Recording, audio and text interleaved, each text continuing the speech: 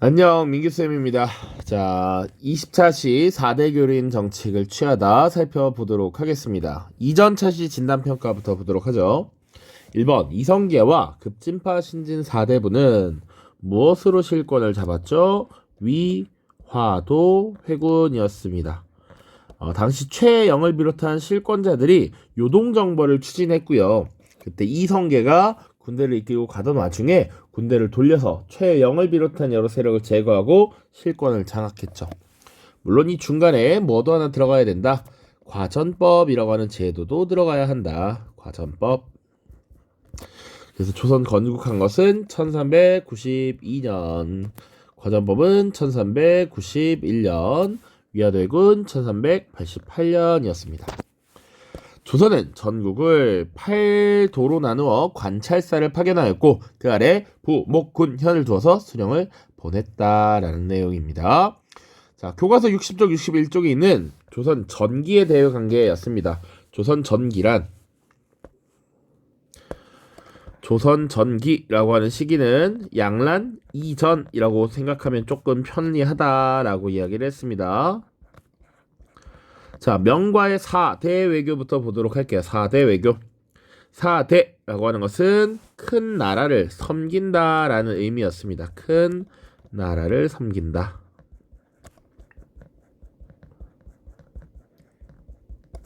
자, 그래서 건국 초기부터 살펴보자면 조선이라는 신생국가가 등장했을 당시에는 이 명나라가 호의적인 태도를 보여주지 않아서 사실은 조선이 역으로 중국적을 공격하려는 요동정벌을 추진했었다. 여기서 나오는 요동정벌이란 고려 말 요동정벌과는 다른 거야. 그래서 태조 이성계와 정도전이 추진했던 요동정벌입니다.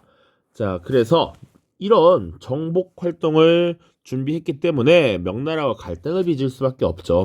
이런 갈등이 해소된 시점이 언제냐? 태종 이방원 때입니다. 친선 관계를 유지하면서 4대 외교를 펼쳤다. 자, 당시 동아시아의 국제 정세는 명나라를 중심으로 해서 명나라에게 조공을 하는, 그리고 명나라로부터 책봉을 받는 이런 형태로 외교가 이루어졌습니다. 그래서 국제 질서 속에서 조선은 4대 교린의 원칙에 바탕을 두고 주변국과 교류하였다라는 내용이 있죠. 이 4대 교린이라고 하는 대원칙 중요합니다. 자, 그래서 명나라와의 외교 관계 내용을 보면 명나라의 사신을 파견하여 조공하고요. 명에게 책봉을 받아서 명나라의 연호를 사용했다. 그리고 명나라로부터 답례품을 받았다. 이러한 명나라를 중심으로 한 국제 질서를 조공, 책봉 체제라고 합니다.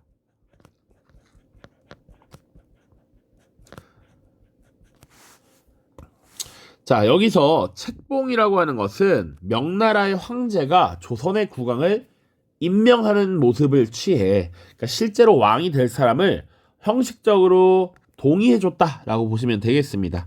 그래서 이런 책봉을 통해서 오히려 조선은 왕권을 안정시킬 수 있었고요. 국제적인 지위를 확보할 수도 있었다. 그러니까 당시 국제 질서가 명나라를 중심으로 운영되었던 것을 부정할 수 없기 때문에 명나라로부터 책봉을 받으면 우리는 세상의 중심 국가인 중국으로부터 인정을 받은 나라야 라고 하는 국제적 지위를 얻게 되는 것이고요. 국내에서도 우리 왕은 명나라로부터 중국으로부터 인정받은 국왕이야 라는 지위가 생겨나는 것이죠. 자, 그리고 선진 문물을 수용하여 경제적, 문화적 실리를 추구하였다. 요것도 지금 이제 실리 추구라는 측면에서 봐야 한다. 이 조공 책봉 체제 안에 포함되는 것이 되게 형식적인 측면이 강했다라는 것 반드시 잊으면 안 되겠습니다. 그 다음 여진과의 교린 관계 보도록 하죠. 여기서 교린은 이웃과 사귀다라는 의미야. 교류하다라는 의미야.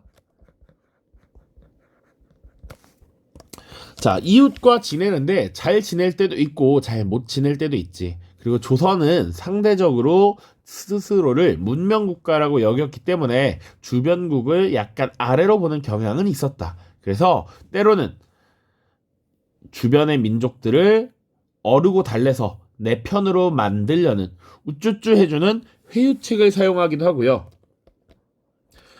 또는 강하게 나가서 이들이 함부로 하지 못하도록 기강을 잡는 이런 모습이 나타나기도 합니다.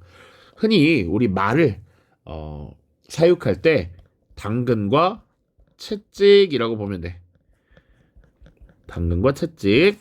자, 여기는 달래는 거, 여기는 강경하게 대응하는 거, 이렇게 보시면 됩니다. 회유책 보시면 국경 지역에 무역소를 설치합니다. 무역을 할 수 있는 공간이야. 당시 여진족은 북방민족이잖아. 산지도 많고요. 농사를 짓기에 다소 기온이 낮은 이런 여건을 가지고 있습니다. 그래서 안정적으로 식량을 확보하는 게 시대적 과제였고, 당시 조선으로부터 농기구나 곡식들을 직접 사가는 모습들이 나타났거든. 이렇게 제한적인 교류를 허용하였다.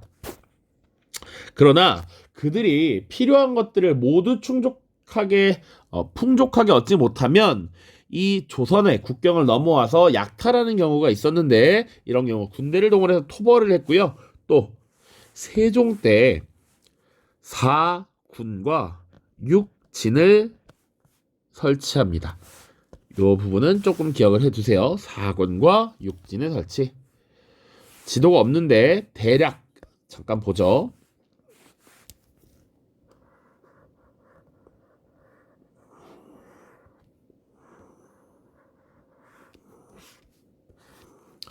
자, 우리가 지금 알고 있는 한반도의 영토죠. 여기 백두산이 이렇게 있고요. 보통 교과서에도 자료가 있는데 요 지역을 4군, 요 지역을 6진 이렇게 표현합니다. 그래서 고려 말 조선이 건국될 당시의 영토가 요 정도였는데, 이 이후에 영토를 요만큼 더 획득한 거야. 세종 때 4군과 6진을 개척하면서. 4군이라고 하면 압록강과 그 주변 지역, 압록강 주변 지역, 그리고 6진은 두만강 주변 지역입니다.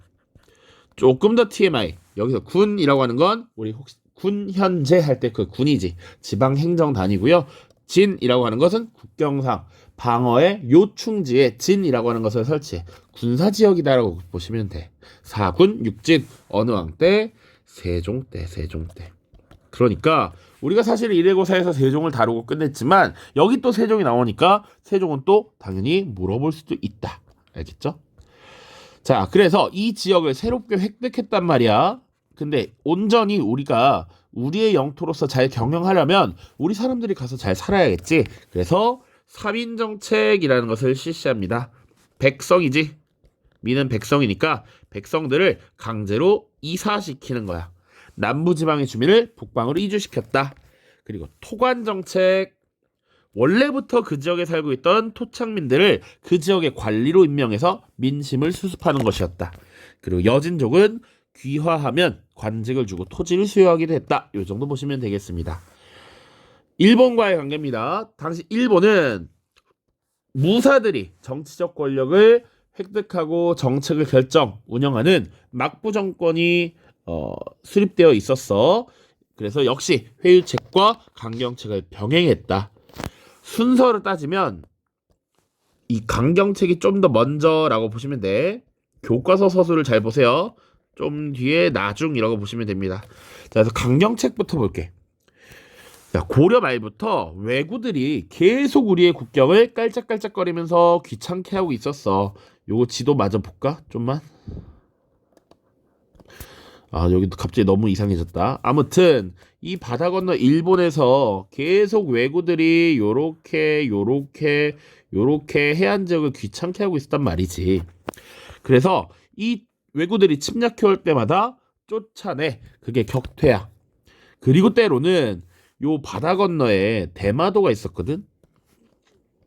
대마도가 있어요. 여기 제주도 있는데 제주도보다 더 가까운 대마도라는 섬이 있어. 대마도의 대장, 대마도의 주인, 이라고 생각하면 돼. 대마도 도주를 통해서 일본의 막부와 협의를 진행했고요. 심지어 세종 시기에는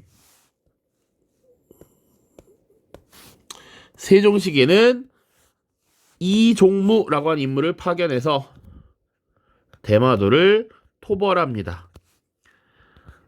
당연히 이건 어떻게 보면 전면전이었기 때문에 일본과 교역이 중단되기도 하죠.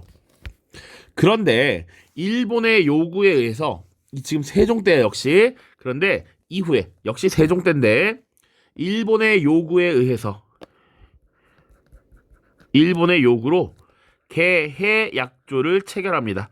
우리 왜구들 안 쳐들어가게 관리 잘할게, 우리 무역하자라고 요청을 하면서 개해약조라는 것을 체결하게 되고 삼포를 개항합니다.